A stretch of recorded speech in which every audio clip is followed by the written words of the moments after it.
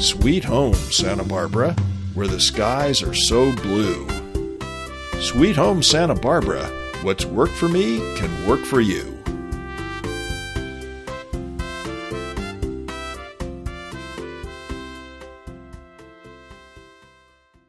Welcome. I am Jonathan Robinson, and we are back with Sweet Home Santa Barbara. I'm with my friend and realtor, Scott Williams. How you doing, Scott? Good afternoon, Jonathan, and it's wonderful to be with you. Well, I'm excited today for our first official podcast, other than episode 0, where we talked about what the podcast covers. In this podcast, we're going to talk about some of the most important and easiest ways to increase the value of your house, and that is a little bit about curb appeal and especially about the front door. So what can you tell us about the importance of curb appeal and the front door, Scott? Well, curb appeal is more than kneeling at the curb, appealing for people to buy your home. So we're going to get into some of the concretes of what to do with the front of your house. We will say many times in this session that it's what's up front that counts. That's entirely true about real estate. And one of the first things people see when they go to a house is the front door, of course. And, you know, I don't normally think that the front door is going to make a huge difference in whether I like a house, but evidently I don't know what I'm talking about. So I know that you've talked about this, and there's statistics that show that putting attention on things like the front door color and the condition and all these small things can make a huge difference. Is that right? Well, I've observed thousands of people as they arrive at the front door of a house to go inspect the home. And what I have noticed is that something happens at the front door when you first arrive on your first look at the house that is really worth remarking about and doing something about. And what I have observed is that people have a meter in their mind of how much they like that house. And the meter sets about one step inside the front door. Wow.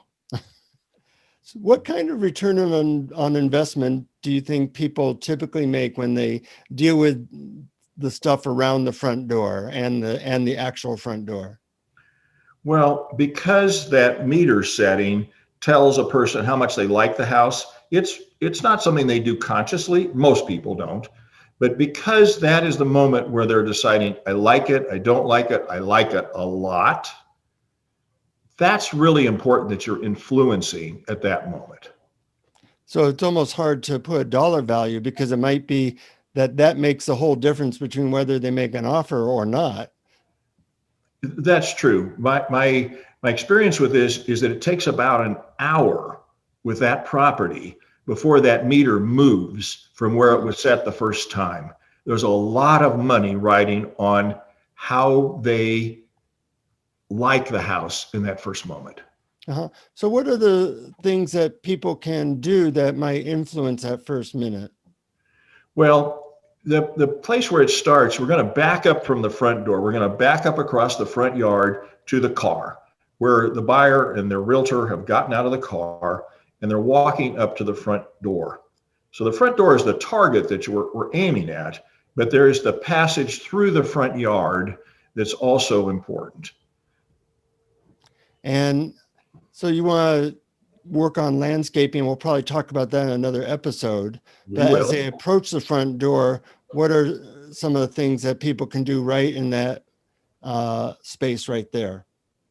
Well, you want to basically clear a path to the front door. Oftentimes people will have their trees, bushes, shrubs that's concealing the home from the street because they want privacy. And a lot of times that's a good idea. However, I will modify that idea to, since your home is up for sale, it's no longer your castle, you want to have it ways that are going to appeal to the buyer. And to be able to park the car in front of the house and look out and see the home or most of the home from the street is important to a lot of people. Mm-hmm. So having some good gardener or landscaper or yourself really make sure that it's picture perfect when people drive up. And then they walk up to the front door. There's things like the welcome mat, there's the color of the door, there's other things. What can you comment about that? Well, we do put a lot of emphasis on the color of the door. We know from the studies from Zillow, they studied about 100,000 house sales, and they eliminated all the factors except the color of the front door. There's a lot of statistical ways to do that. And they found that the color of the front door, if it was painted black, would influence the price upward for the home sales price by more than 1%. That is the most remarkable of all the colors. We also do use reds and yellows, which are a little bit more of a standout color, but black is the color that has the statistics to say best color to paint your house. 1% on $1 million house is, I think it's $10,000. That's right. And it's $50,000 on a $5 million house, which we have here in Santa Barbara. So this can be an important item. Wow, that's amazing that small things like that can make such a difference. Any research on a nice mat or welcome mat? Is that something that makes a difference? It does make a difference. And what's important about that is it doesn't say welcome. It doesn't say I'd rather be boating, or what other choices that you might have. I saw one recently that the front door that says our neighbors have better stuff.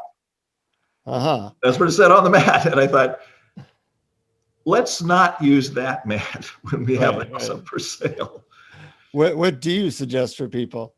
Well, a nice mat, $20, $30, maybe more, depending on the value of the house, but not the least expensive mat that Home Depot has to offer. Let's go in for, and if you are a Scotsman, you can take the mat with you if you really want to. So let's get a nice one. Yeah. Having something new, of course. And anything you want to say about a doorbell? Doorbells are one of those things where we commonly take the old doorbell that's been there for 20, 30, 40 years, however long it's been there, when we buy a new one. And it's often a $20 or $25 doorbell as opposed to a $4 doorbell. And we're thinking in terms of a $5 million house. What would a $5 million home have as its doorbell? Let's buy one of those, even if your house is worth less than that, because that's where we want the buyer's mind to go. Yeah. Great suggestions. They can, for a little bit of time or a little bit of money, make a real difference in what people get for their houses. Well, you give a lot of practical information. That's really what this podcast is about. And we're going to talk about things like mailboxes, walkways, all kinds of staging things in the house in future episodes. If people have questions, how can they best contact you, Scott? The best way to reach me is through my email. My name is Scott Williams, and the email is scott@scottwilliams.com. Great. Well, hope you tune in for the next episode. Thanks for listening, and have a beautiful day in Santa Barbara.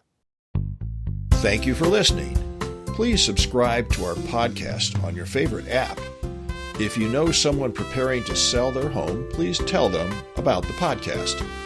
Visit scottwilliams.com to contact me and download the 2 free e-booklets, Is My House Saleable Now? And How Not to Buy a Money Pit. Thank you for listening.